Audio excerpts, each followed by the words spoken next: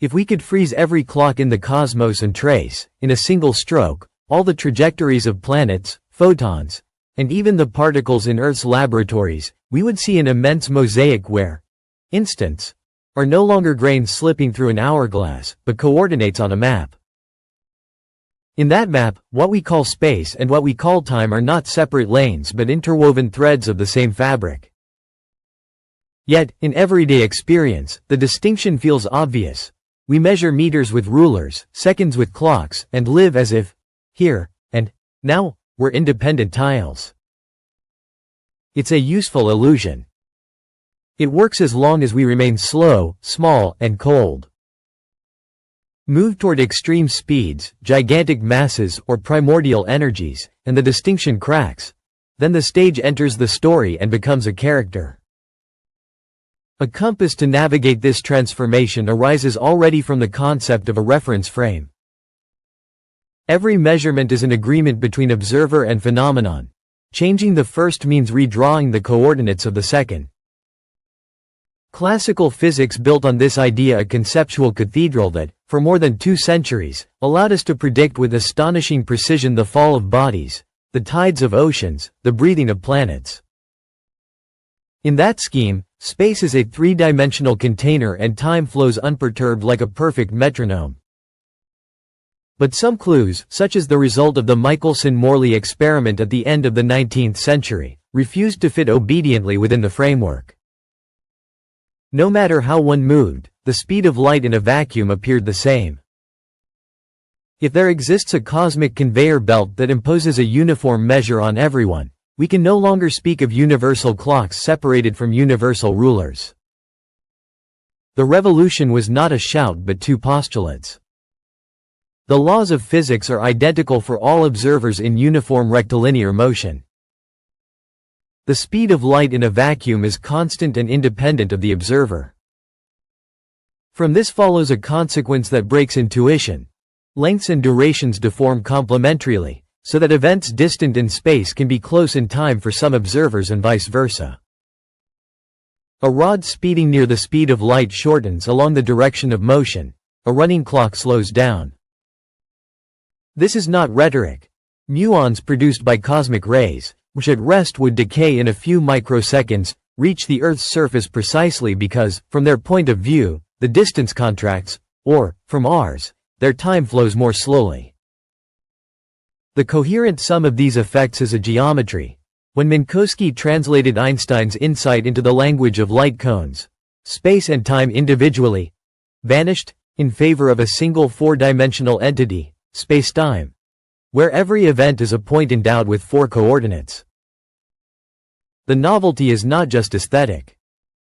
If we wish to predict when a radio signal sent to a probe en route to Jupiter will arrive and how it will be perceived on board, it's not enough to add up kilometers and seconds.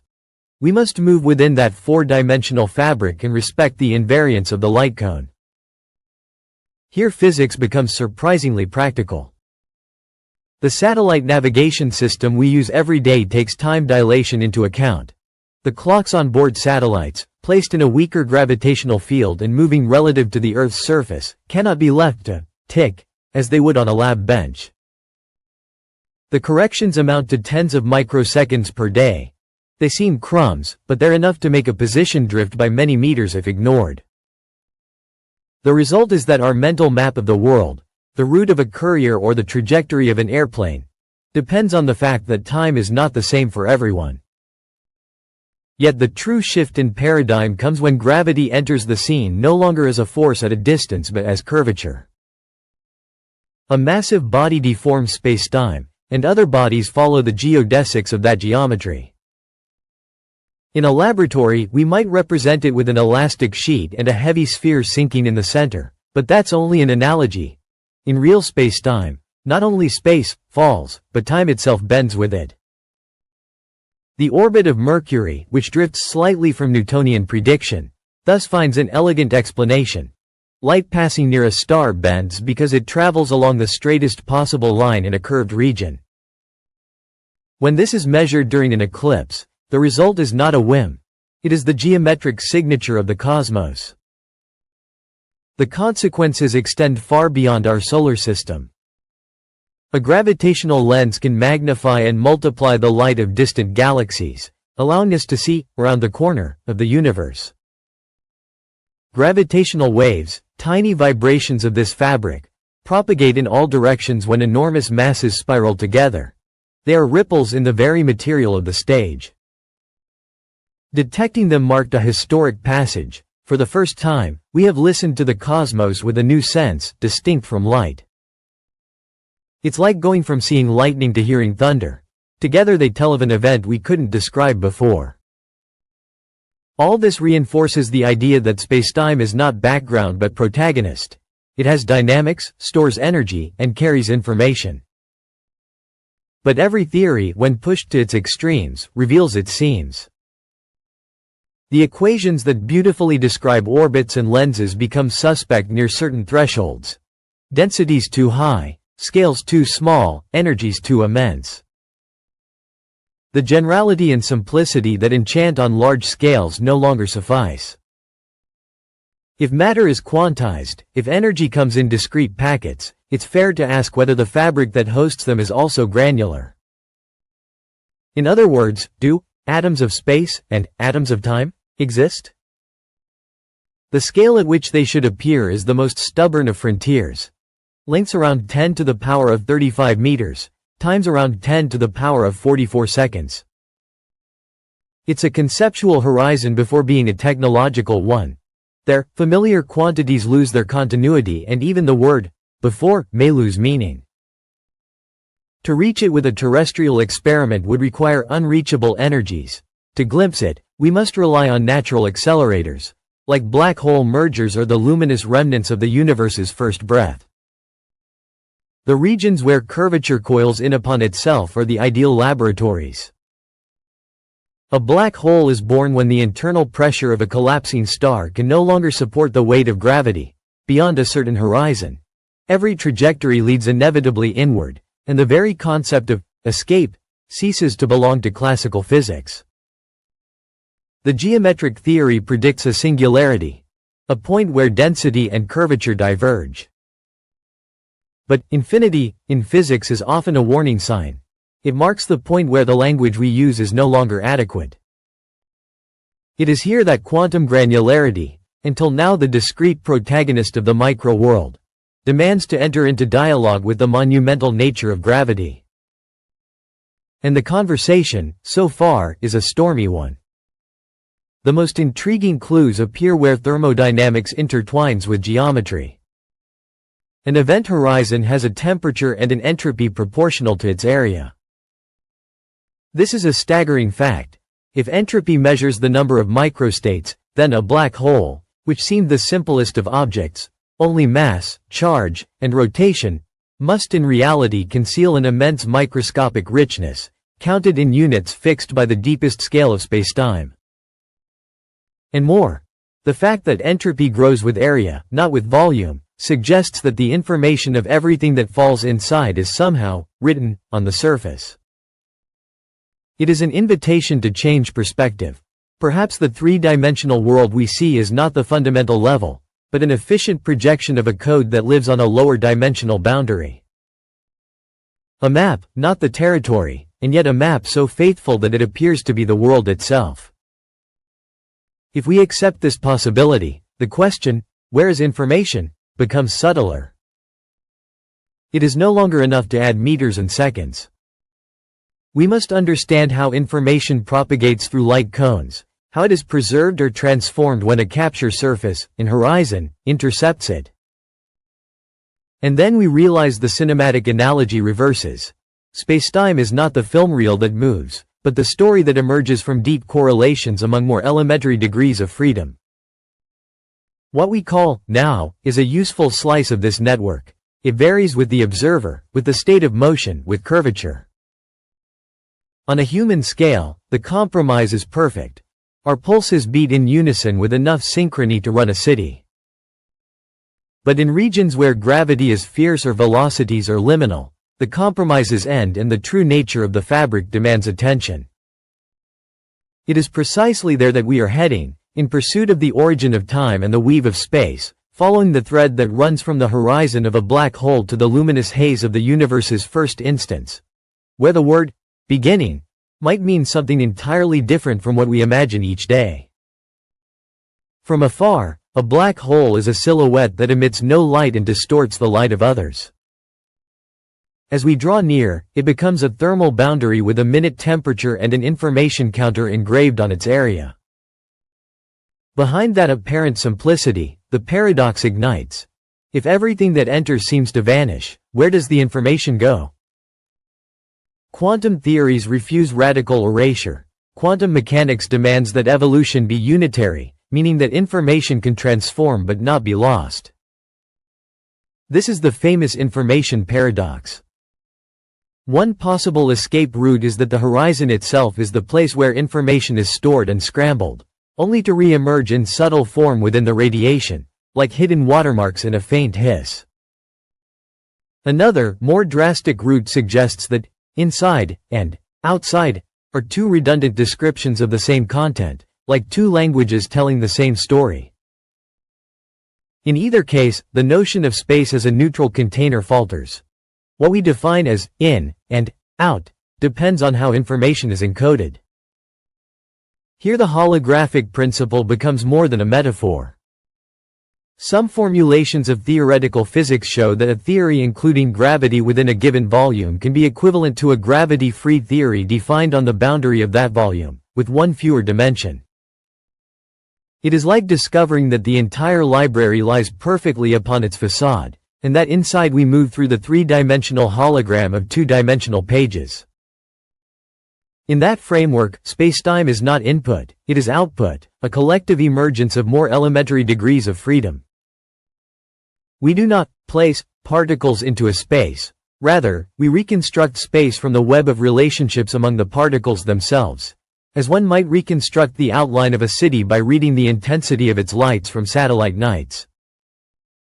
A complementary idea, born from an independent path, is that gravity may have an entropic character. That is, not a fundamental force, but the statistical effect of how information distributes itself when a system seeks more probable configurations. When I bring two masses closer together, I increase the number of accessible states for the combined space information system. The macroscopic result resembles an attraction. In this light, the geometric equations that govern the expansion of the universe or the fall of bodies are not primitive laws but effective rules of a deeper game. It is like discovering that the elasticity of metal is not given, but arises from microscopic bonds among atoms. The elasticity remains true and measurable, yet it is not the first brick. If spacetime is emergent, then time, the one we feel flowing, could be so in an even more radical way. The sensation of past and future, of irreversibility, might arise from the entanglement among subsystems and from the growth of entropy along certain degrees of freedom. There are proposals in which the arrow of time is a statistical property of highly correlated states, not a structure imposed from the beginning of time itself. In these scenarios, before and after are concepts that acquire meaning only when certain observables are available and certain informational constraints are satisfied. Outside that domain, the word before might not apply at all. If so, near a singularity, or in what we call the universe's zero instant, to speak of temporal succession would be like trying to alphabetize a storm. The first universe accessible to measurement gives us clues supporting this idea of emergence. The cosmic microwave background, the warm afterglow from when the cosmos was only a few 100,000 years old, is almost perfectly uniform, with tiny ripples that are the seeds of all later structures. Those ripples are quantum fluctuations stretched by expansion. Their angular patterns, patiently read, tell a story in which newborn space and time stabilize into effective rules. It's like seeing, impressed in a fossil, the weave of the fabric with which nature stitched the first galaxies. If geometry emerged collectively, those ripples are the first fingerprints of its birth. And once again we return to black holes as places where we can test the boldest of intuitions. If spacetime is truly composed of discrete units, networks, spin graphs, causal sets, then the most violent processes might leave subtle signatures in the gravitational waves we detect. Tiny echoes after mergers, deviations in the final vibration phase, rare but recognizable events. Others look to interferometers capable of measuring whether there exists a fundamental background noise, not due to instruments but to the ultimate granularity of the structure itself. These are difficult frontiers, where the boundary between signal and mirage is thin. Nevertheless, ideas that until yesterday lived only as equations on a blackboard can now generate verifiable predictions. There is yet another frontier, quantum informational in nature. In some models, the emergence of space is closely linked to the ability to correct quantum errors within a redundant encoding. It's an intuition that speaks a hybrid language. Bits and qubits mingle with proper lengths and curvatures, as though nature had chosen to construct a geometric environment precisely to protect and transform information. It's no surprise, then, that profound links appear between entanglement and volume. Measures of correlation that stretch or shrink regions, volumetric equivalents of purely quantum quantities. In this perspective, to ask, how far apart are A and B, is almost synonymous with asking, how strongly are A and B correlated. Faced with this scenario, the observer's role re-enters physics with force.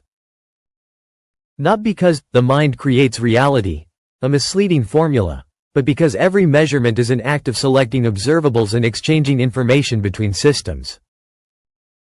If spacetime is an effective interface, consciousness uses its menus as a pilot uses the cockpit. It does not see the complexity of pistons, maps, and sensors, but a coherent panel of speed, altitude, and course. Ultimate reality might be truer than the cockpit, and yet inaccessible without it.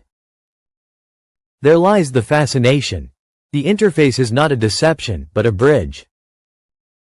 And perhaps what we call free will is the dynamics of this bridge within the web of correlations, not a whim beyond law.